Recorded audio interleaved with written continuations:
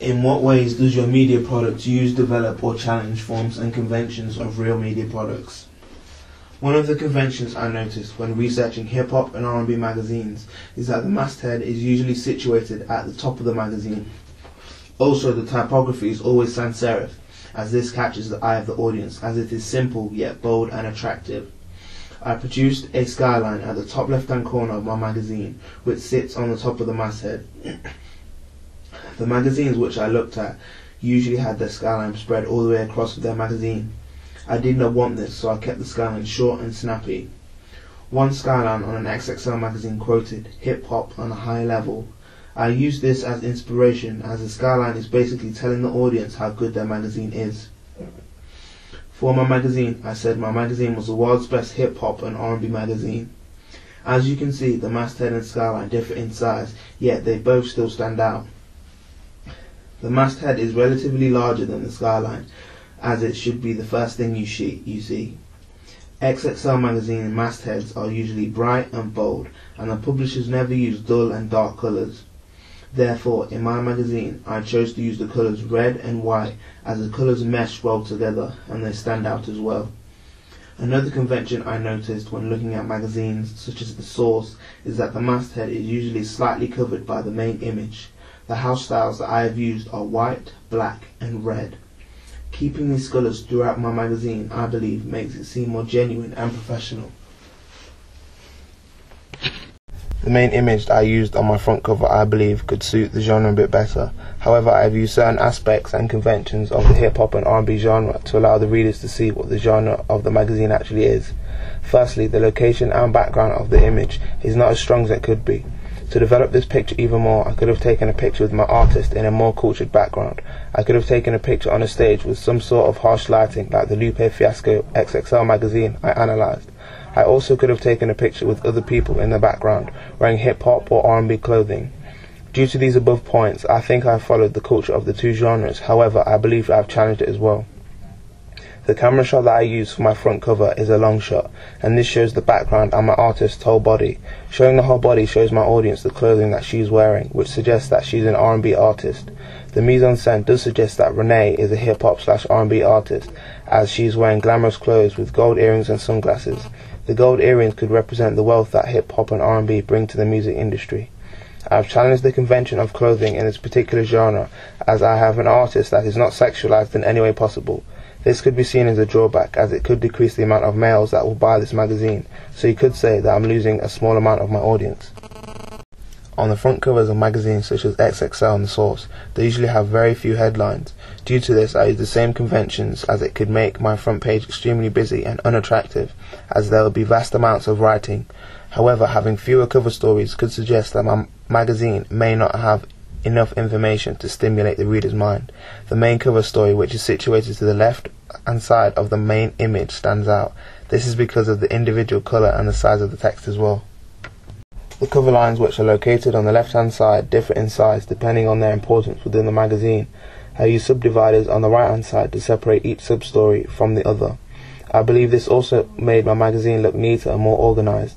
I use this as the magazines in which I analysed, such as The Source, did use dividers to separate their stories within the article. Another convention on that hip-hop and R&B magazines may have is that things that are essential, such as the barcode, price and issue number. One thing I did miss out of my front page was a banner. Not doing this could be seen as a negative, as I am not following the usual convention of the particular magazines I looked at. I have challenged this convention by having a boost instead. This boost advertised is a poster of one of my artists named Big Chucky. One of the conventions of a contents page in magazines such as XXL and The Source is the use of shapes and banners. The banners are used to add extra information such as who took the pictures. On most of XXL's contents pages, there is a rectangular shape used towards the top end of the contents page. This shape is usually a black rectangle which contains information such as the issue's date, and sometimes it would say features. Seeing as this is a convention used by the magazines I looked at, I decided to use it as well. On contents pages, the colour scheme used on the front cover is usually carried over to be used on the contents page. This is called house style, and this convention is quite basic. However, without it, a magazine could look less professional and maybe random. Another convention, which is mainly used in XXL, is the use of a rectangular shape next to the main story with cover story in it. This shows us the importance of that particular article, and for this reason I use this convention. This allowed my audience to automatically see what the main article is and what page to look at. I also emphasize the importance of every article in that are seen on my contents page. The most important stories start from the top and increase in importance as they go down. I also made small adjustments to the size of the lettering as the stories got lower down in the importance chain. I decided to use this as I have seen the same convention being executed on a contents page magazine from the source. Another convention used on contents pages are pull quotes. Pull quotes are a piece of text that relates to your main image on that page. I've related my main image to my pull quote by using the word world. This relates to the prop in which Renee, my artist, is holding. The camera shot used is a long shot again to show my artist's whole body. I believe that this is a convention as it shows the whole body, which shows us what the artist is wearing. In the magazines I analysed, you can see the artist's clothing, which shows us specific hip-hop and R&B conventions. Also, it was used in this case to allow us to show the prop that she is holding. This prop explains that success and dreams that soon become worldwide. The mise-en-scène in this particular image is not very strong, and it does not instantly tell you with one look that she is a hip-hop or R&B artist. I have challenged the overall feel and look of a typical R&B/hip-hop magazine by adding an editor's letter. This decision was made by my target audience, so I believed it was the right thing to do by including it within my magazine. The main purpose of an editor's letter is to give the audience an insight to the magazine content or upcoming content.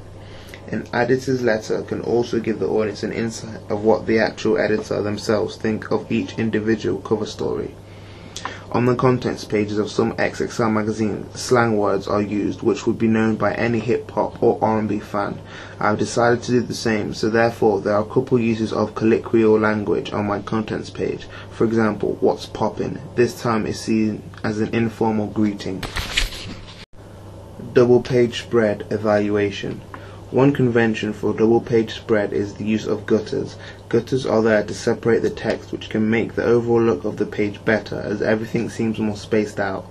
Also, this could entice the audience of XXL as they are usually of a younger age range. Therefore, this target audience does not want to be overloaded with vast amount of text. Another convention of a double page spread is that the artist still keeps eye contact with the audience and in this sense makes the audience feel more involved. This was kept slightly in my double page spread as my artist is directly looking at the audience. However, she has her shades on, so you could say that this creates an enigma. I have done this throughout my magazine to make the reader more interested as to why she is always captured with sunglasses on.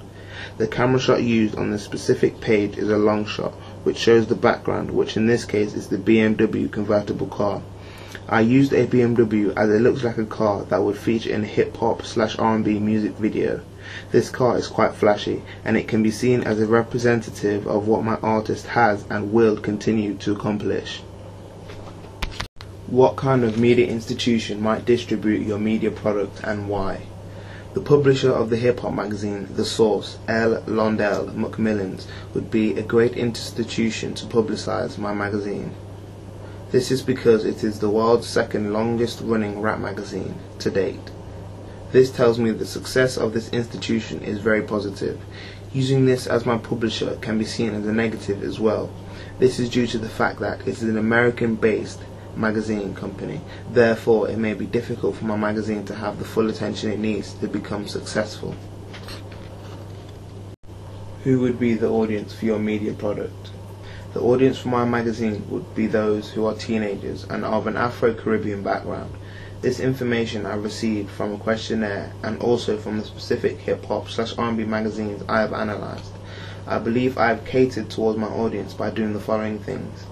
I have used sans serif typography, which is plain and simple and mainly attracts a younger audience. I have used bright colours, which makes the magazine look more attractive. The use of the slang within my magazine really relates to a younger audience. This is because in the youth society today, slang is used quite frequently. The tone of my writing is quite laid back and not too informative as well. Finally, the genre of the music the magazine is. Stereotypically, a younger audience will listen to hip-hop and R&B. You would not see an OAP listen to this genre of music. This is because the stereotype that comes with OAPs is that they might prefer to listen to classic or folk music rather than the raunchy or curse-filled lyrics of my artist's particular genre. However, I am sure that some elderly citizens actually listen to hip hop or R&B. What have you learned about technologies from the process of constructing this product? From producing this product, I've learned numerous things. The first thing I've learned is how to use Photoshop and its individual features such as layers. Before this project, I had heard of Photoshop, but I had no idea how to use its specific features. Another thing I've learned is how to screenshot things on the Apple Mac. This was a huge surprise to me as I do not own a Mac at home. On my double page spread, I used the software called InDesign. This is an alternative for Photoshop. Again, this was a new experience for me using it. Away from the Apple Mac, I learned how to use the high-tech SLR camera. I used this camera to take pictures from a magazine. With this gadget, I learned how to adjust the focus for my specific needs, whether it would be to blur the background and have the person focused, or making low and high angle shots.